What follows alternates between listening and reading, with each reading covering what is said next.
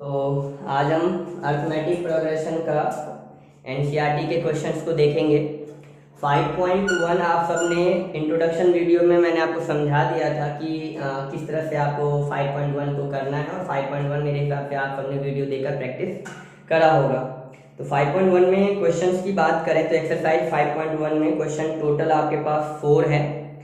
Question number 1 तो basic question है, जिसमें ये आपसे पूछा जा रहा है कि कौन सा इसमें से लिखा है, in which of the following situation does the list of numbers involve make an arithmetic progression. मतलब इसमें जो 4 क्वेश्चन आपको दिए हुए हैं, ये पूछ रहा है कि कौन सा एपी बनाएगा, कौन सा एपी नहीं बनाएगा।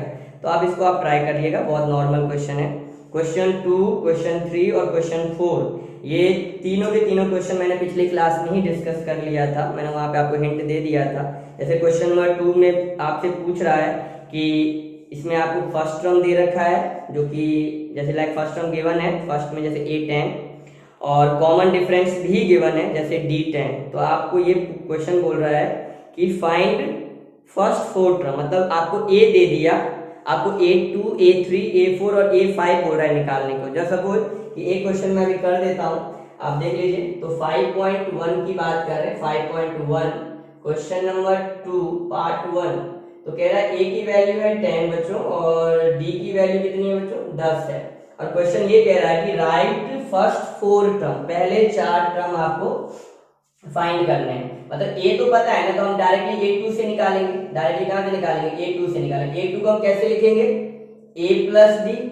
ये a2 को मैंने a प्लस डी किस बेसिस पे लिखा, फॉर्मूला याद है ना, a plus n minus 1 into D, यही फॉर्मूला। इसी के बेसिस पे ये a2 a प्लस डी के फॉर्म में लिखा गया, क्योंकि a2 मतलब an और n में से देख रहे हो 1 सब्ट्रैक्ट हो रहा है, तो n अगर 2 है तो 1 सब्ट्रैक्ट, और 2 माइनस 1 तो 1 इंटू डी, सिंपल डी।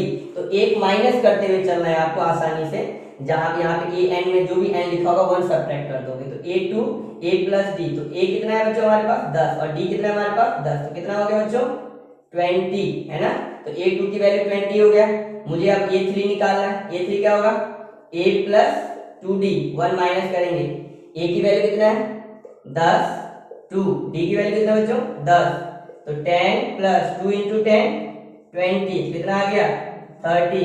अब क्या निकालना है, 4 टर्म निकालने थे ना, तो a2 a3 निकाल दिया, a4 निकाल दे, a प्लस 3d, a की वैल्यू कितनी बच्चों 10, d 10, तो कितना हो गया 3 इंटू 10 30, कितना हो जाएगा, ये हो गया आपका 40। ठीक है। अब इसी तरह से a5 निकाल लो, a5 a प्लस 4d, तो a की वैल्यू कितनी है 10, d की वैल्यू है 10, तो 10 प्लस 4 10 जा, यहाँ पे 40, तो कितना आ गया a5 आ गया आपका 50। मीन्स आपको जो नेक्स्ट 4 टर्म निकालना था, तो ये रहा a2 20, a3 30, a4 40 और a5 50। इस तरह से आपने नेक्स्ट 4 टर्म निकाल दिए। तो जो आपका क्वेश्चन नंबर 2 है, उसके सारे पार्ट इसी तरीके से होंगे, आप ट्राई कर लोगे, हो जाएगा। रही बात क्वेश्चन नंबर जो 3 है, क्वेश्चन नंबर 3 कह रहा है कि for the following AP right the first term and the common difference. ये तो काफी नॉर्मल है, क्वेश्चन नंबर 3 तो आप आसानी से समझ गए होंगे। चलिए एक क्वेश्चन इसका भी देख लेते हैं, बाकी आप प्रैक्टिस करेंगे। तो क्वेश्चन नंबर जो आपका 3 है एनसीईआरटी 5.1 में क्या कह रहा है, क्वेश्चन नंबर 3 पहला पार्ट ले लेते हैं। क्या है, एपी 3 सीरीज का arithmetic progression 3, 1, -1, -3 and so on. तो कह रहा है कि for the following APs, given AP का आपको फर्स्ट टर्म बताना है और आपको कॉमन डिफरेंस बताना है। तो फर्स्ट टर्म बताना है बच्चों और कॉमन डिफरेंस बताना है। तो फर्स्ट टर्म क्या हो गया, फर्स्ट टर्म हो गया बच्चों 3, जो सीरीज का जो पहला टर्म होता है वही फर्स्ट टर्म होता है। और रही बात कॉमन डिफरेंस कैसे निकालेंगे, next term minus previous term, means कि a2 माइनस a1 या a3 माइनस a2 या a4 माइनस a3, आप कैसे भी निकाल सकते हो। तो a2 कितना है हमारे पास 1 माइनस 1 कितना है 3, तो 1 माइनस 3 बच्चों कितना हो जाएगा, 1 माइनस 3 हो जाएगा -2। तो आपको a भी पता चल गया, आपको d भी पता चल गया। तो क्वेश्चन नंबर 3 इतना ही छोटा है, सारे क्वेश्चन आपके हो जाएंगे 3 के इसी पैटर्न पे। बात आती है क्वेश्चन नंबर 4 की। तो क्वेश्चन नंबर 4 में क्या रहा है, क्वेश्चन नंबर 4 में एक तो काम आपसे ज्यादा करवा रहा है, कह रहा है पहले तो ये पता लगाओ कि कौन कौन से सीरीज एपी में है, और अगर सीरीज एपी में है तब जाकर आप उसके नेक्स्ट थ्री टर्म और निकाल लें। लिखा है ना, which of the following are AP.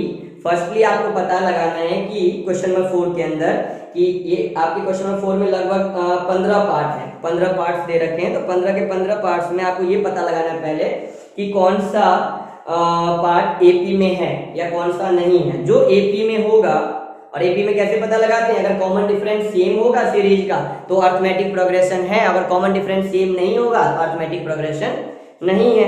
ठीक है, तो पहले तो एपी का पता लगाओगे, फिर क्या करोगे, एपी का पता लगाने के बाद आप क्या करोगे, अगर एपी में होगा तो उसके अगले 3 टर्म आप निकाल दोगे। जैसे हमने क्वेश्चन नंबर 2 में नेक्स्ट 4 टर्म निकाला, तो उसी तरह से इसके अगले टर्म आप निकाल दोगे। जैसे एग्जाम्पल के लिए क्वेश्चन कर लेते हैं, है ना, एग्जाम्पल के लिए एक क्वेश्चन कर लेते हैं ताकि आपको समझ में आए करना क्या है जो मैं बोल रहा हूँ।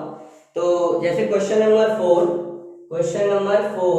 पार्ट 1, जैसे क्वेश्चन है 2, 4, 8, 16। अब फर्स्टली पहले ये तो देखें कि ये एपी में है भी या नहीं है, वो तो देखकर ही पता चल रहा है कि ये एपी में नहीं है। कैसे पता चला मुझे, डी अगर हम यहाँ पे निकालें, D1 निकालते हैं, D1 तो पहला D निकालते हैं, तो A2 माइनस A1 जो कि 4 माइनस 2 कितना आ रहा है 2, पर D2 निकालने जाओ तो D2 क्या होगा A3 माइनस A2, और A3 तो मुझे 8 दिख रहा है और A2 कितना है 4, 8 माइनस 4 4, यहाँ तो मैच नहीं कर रहा, मीन्स कि D1 not equal to D2। अगर D आपस में बराबर नहीं है सीरीज के अंदर तो इसका मतलब ये AP में नहीं है। This series is not in AP। This series is not in AP, मतलब ये सीरीज AP में नहीं है। तो या फिर सीरीज AP में नहीं तो आगे तो हमें कैलकुलेट करना नहीं पड़ेगा। बट अगर यही सीरीज AP में होता, अगर D इसके बराबर होते तो मैं यहाँ पे अगले 3 टर्म निकालता, मतलब 1 2 3 4 तो दे रखा था, 4 टर्म तो गिवन होगा, 5वां मतलब A5, 6ठा A6 और 7वां A7 मैं निकालता। बट ये एपी में नहीं है तो मुझे निकालने की जरूरत नहीं है। तो इस तरीके से आपके ये चारों क्वेश्चन आप कंप्लीट कर सकते हो 5.1 की। बात आती है 5.2 की। तो 5.2 हमें डिस्कस करना था कि 5.2 के क्वेश्चन हम किस तरह से करेंगे। तो 5.2 में हम आते हैं और 5.2 के क्वेश्चंस को देखते हैं। तो 5.2 में आपके पास 20 क्वेश्चन है और 5.2 का जो पूरा कंप्लीट एक्सरसाइज है वो एक ही फॉर्मूले पर बेस है, और वो फॉर्मूला आपको मैंने लास्ट क्लास में ही बता दिया था, इंट्रोडक्शन में ही बता दिया था कि 5.2 में हमें कौन सा फॉर्मूला अप्लाई करना है। जनरल टर्म के फॉर्मूला अप्लाई होगा। जनरल टर्म मतलब an equal to a plus n minus 1 into D. ठीक है, तो ये फॉर्मूला हम यहाँ पर अप्लाई करेंगे और इससे ये हमारे 20 क्वेश्चन पूरे कंप्लीट हो जाएंगे। ठीक है,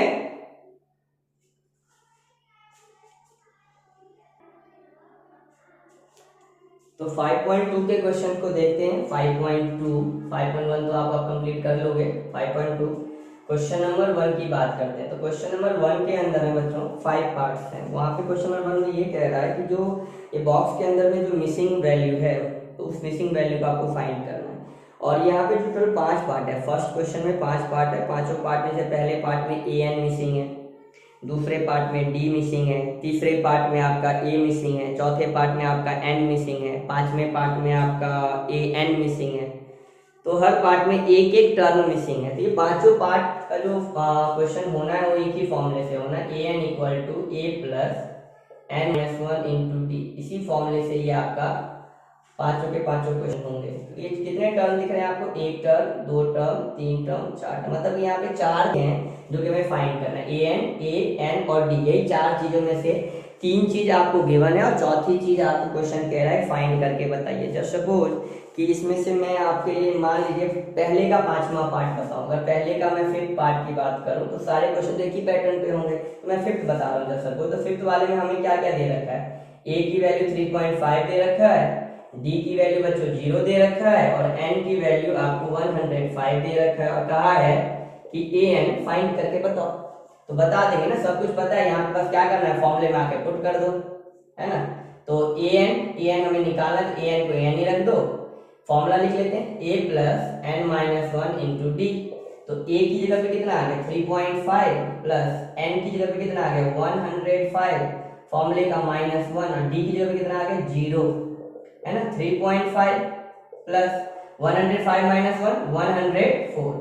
अब बच्चे 104 इंटू 0, 104 इंटू 0 0, तो भैया क्या मिला आपको ए एन की वैल्यू 3.5। तो ए एन जो हमें क्वेश्चन में फाइंड करना तो वो निकला कितना 3.5। तो इस तरह से आप फर्स्ट क्वेश्चन के सारे ही पार्ट कंप्लीट कर लोगे। नॉर्मल क्वेश्चन है, इसी फॉर्मूले में आपको ऐसी जो वैल्यू दे रखा है उसको फॉर्मूले में पुट कर दो, कैलकुलेशन करो और आपको मिसिंग वैल्यू जो नहीं दे रखा है वो आपको पता चल जाएगा। ठीक है, तो इसको नोट डाउन कर लीजिए और बाकी चारों पार्ट इसके आप कंप्लीट करेंगे। क्वेश्चन नंबर 2 की बात कर लेते हैं। तो क्वेश्चन नंबर जो 2 आपको बता रहा है, कह रहा है choose the correct choice in the following and justify. दो क्वेश्चन है, क्वेश्चन नंबर 2 के अंदर दो पार्ट है, पार्ट 1 एंड पार्ट 2। पार्ट 1 में क्वेश्चन दिया है और आपके 4 ऑप्शन दिए हुए हैं, कह रहा है कि क्वेश्चन कैलकुलेट करो और देखो कौन सा ऑप्शन आपका इसमें से करेक्ट है। इसी तरह से क्वेश्चन नंबर 2 में भी 4 ऑप्शन दे रखे हैं, कैलकुलेट करना और चारों ऑप्शन में से जो ऑप्शन ठीक है उसमें टिक लगा देना। मैं एक क्वेश्चन करके बता देता हूँ, दोनों क्वेश्चन सेम ही है। ठीक है, एक क्वेश्चन मैं बता देता हूँ, दूसरा क्वेश्चन आप इसका खुद ही कर लेना। चलिए देखिए पहला क्वेश्चन, मतलब क्वेश्चन नंबर 2 का एक पार्ट मैं आप क्लिक कर देता हूँ। तो क्वेश्चन नंबर 2, तो क्वेश्चन नंबर जो 2 है हमारा, तो क्वेश्चन नंबर 2 का मान लीजिए मैं आपके लिए पार्ट 2 कर देता हूँ, इसमें भी है ना आसान वाला आपके लिए। तो क्वेश्चन नंबर 2 क्या कह रहा है कि 11th term of an AP, पहले तो एपी लिख लेते हैं, -3, -1/2, -2 है ना एंड सो ऑन। और क्या कह रहा है कि 11th term of an AP is, मतलब कि 11वां टर्म क्या होगा, मतलब A11 पूछ रहा है ये मेरे से, कह रहा है कि 11वां टर्म मतलब जैसे A1 A2 A3 and so on, तो A11 की वैल्यू आपकी क्या होगी ये आपको कैलकुलेट करने को बोल रहा है। तो कैलकुलेट कर लेंगे। मतलब इस क्वेश्चन में क्या क्या दे रखा है, अगर हम ध्यान से देखें तो हमें हमारे फॉर्मूले के अकॉर्डिंग क्या कुछ दे रखा है। तो हमें यहाँ ध्यान में आया कि सीरीज का जो पहला टर्म होता है वो हमारा A होता है, तो A की वैल्यू -3 दे रखा है, आसानी से दिख गया। D निकालने भी हमें आता है, A2 minus A1, A2 minus A1, A2 है -1/2 फॉर्मूले का माइनस, और A1 भी हमारा माइनस में ही है।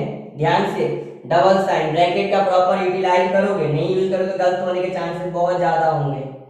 माइनस अंदर के साइन को बदल देगा, तो अंदर में भी माइनस था तो चेंज होके प्लस हो गया 3, नीचे में डिनोमिनेटर कुछ नहीं है तो 1 लगाइए। ठीक है, तो क्या हो जाएगा, एलसीएम लेंगे 2 और 1 का एलसीएम 2, -1 3 2 जा 6, कितना आया बच्चों 5/2। तो डी भी मिल गया, ए भी हमें मिल गया, और हमें क्वेश्चन में ध्यान में देखो तो एन भी दिख रहा है कि A11, मतलब एन की वैल्यू बच्चों कितनी है यहाँ पे 11। मतलब 3 चीज हमें पता है, चौथी चीज हमारी मिसिंग है ना an, मतलब an हमें फाइंड करना है, मतलब an मतलब A11 हमें फाइंड करना है। तो A11 फाइंड कर देते हैं, A11 तो A plus n-1 into D, यही ना, n की जगह पे 11 रखेंगे। A कितना है माइनस का 3, n-1 11 माइनस 1 10, और डी की जगह पे कितना रखोगे 5/2, 2 5 क्या 10, -3 5 इंटू 5 25, कितना आ जाएगा बच्चों 22।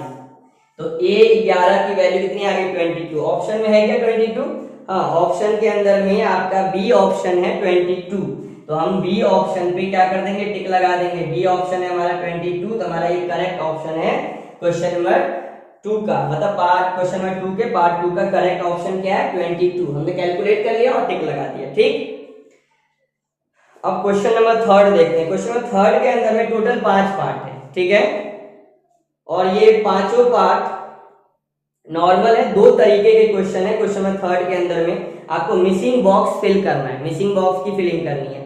और इसका क्वेश्चन मैंने इंपॉर्टेंट क्वेश्चन की सीरीज में ऑलरेडी करवा दिया है, तो आप वो इंपॉर्टेंट क्वेश्चन की सीरीज में जाओ, वहां पे क्वेश्चन देखो, वहां पे क्वेश्चन नंबर आई थिंक ये 5 होगा, 5 या 6 नंबर का क्वेश्चन होगा, तो आप चेक कर लो। तो उसमें आपको ये क्वेश्चन 2 क्वेश्चन आपके मिल जाएंगे, मतलब दोनों टाइप के मैंने क्वेश्चन करवा रखे, वहां से आप ये क्वेश्चन को देखो, और बाकी जो क्वेश्चन नहीं करवाए मैंने 3rd पार्ट के वो आप वहां पे खुद कर लेना, जब आपको दोनों क्वेश्चन समझ में आ जाएगा। तो बहुत आसान है, वहां देखकर आप चेक कर लीजिए।